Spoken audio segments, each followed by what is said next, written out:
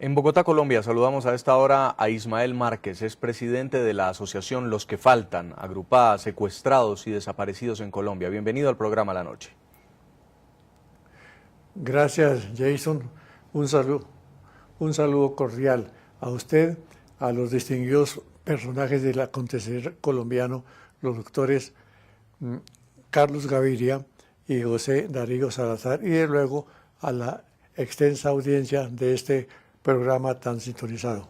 ¿Cómo recibe usted las palabras de este delegado de las FARC que dice que ya no tienen un solo secuestrado en su poder y que además no están ejerciendo el secuestro en Colombia? Recibimos con un sentimiento de sorpresa porque cuando hoy en la Plaza de Bolívar, familiares de los secuestrados y desaparecidos, estábamos haciendo público un comunicado exigiendo nuestra participación, nuestra representación, tanto en Oslo como en La Habana y en los sitios donde se dan estas fases hacia la paz. En Cuba, en La Habana, había este pronunciamiento de que las FARC no tienen en este momento a ningún secuestrado.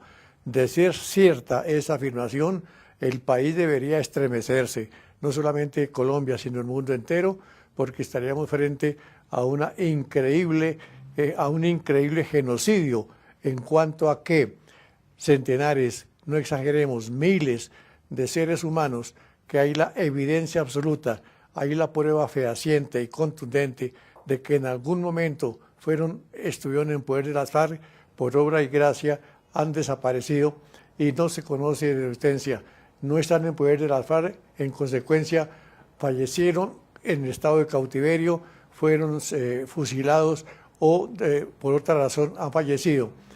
Esto llevaría también a pensar en que la justicia colombiana, la Fiscalía General de la Nación, estaría en mora de iniciar las acciones penales frente a los delitos de homicidio, y si la Fiscalía General no actúa, la justicia colombiana permanece muda y ciega, estaríamos en la necesidad de recurrir a la Corte Penal Internacional frente a esta situación lamentable que nos parece increíble y repito que de ser cierta estaríamos ante una gigantesca demostración de un genocidio en donde miles de personas... Señor. Cuéntenos del caso por el que usted ha tenido que atravesar, un caso que ha tocado su propia familia y del cual usted tiene certeza, es el grupo terrorista de las FARC quien ha desaparecido a su hijo y por el cual usted termina siendo presidente de esta asociación.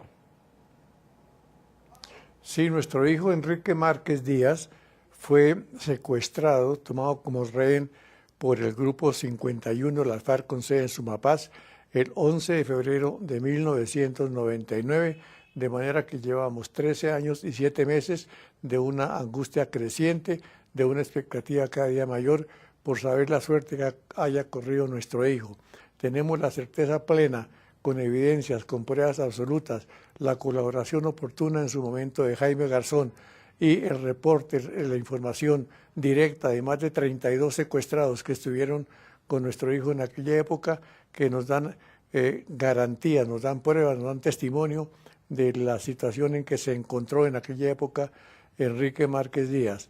De manera que esa situación que se repite con otras personas nos ha llevado a una labor permanente de exigencia ante las autoridades nacionales, ante instancias internacionales, para buscar y tratar de localizar y saber la suerte de nuestro hijo. Senador José Darío Salazar, en un proceso donde se debe tener como principio la verdad para la reparación y las FARC entran hoy a decir que no tienen a ningún secuestrado en su poder, ¿se les puede creer?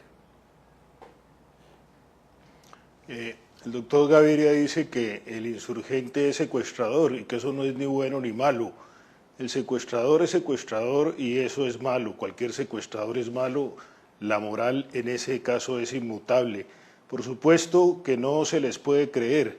Habría que preguntarle al gobierno y al señor presidente de la República, que nos viene diciendo que les cree a las FARC, si cuando ellos dicen que no tienen secuestrados les cree. Porque los relatos del señor Márquez y de la madre del otro secuestrado son absolutamente dramáticos. Si no los tienen ellos, entonces ¿en dónde están? Nos dijeron mucho tiempo que no tenían a los diputados del Valle en su poder y resulta que los diputados habían sido asesinados muchos meses antes de sus declaraciones, como lo dijo Medicina Legal. Y para contestarle finalmente su pregunta, Jason, no habrá reparación a las víctimas, porque si va a haber renuncia a la persecución judicial, como dice el marco para la paz que patrocinó el gobierno, pues eso quiere decir que no serán investigados, judicializados ni condenados muchos secuestradores, muchos violadores o muchos homicidas, y entonces jamás se conocerá la verdad y por supuesto las víctimas no tendrán reparación a pesar de que el gobierno nos venga diciendo lo contrario. Señor Carlos Gaviria, no sé a qué reporte se estaba refiriendo el delegado Calarcá de las FARC, pero la Fundación País Libre y otra fundación como la que está presidiendo el señor Márquez habla de 400, 500 civiles de los cuales no se tiene conocimiento. ¿Por qué entonces sale las FARC a decir que ellos, pues si bien se comprometieron ya a no cometer el secuestro extorsivo, no tienen secuestrados en su poder?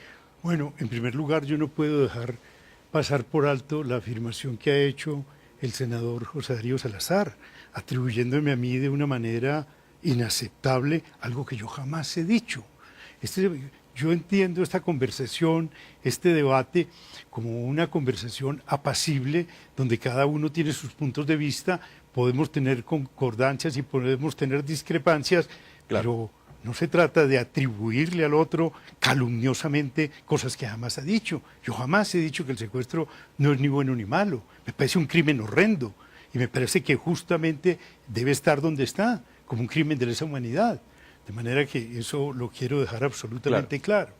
En segundo lugar, me conmueve escuchar a ¿cómo se llama? El señor Ismael Márquez. Al señor Ismael Márquez.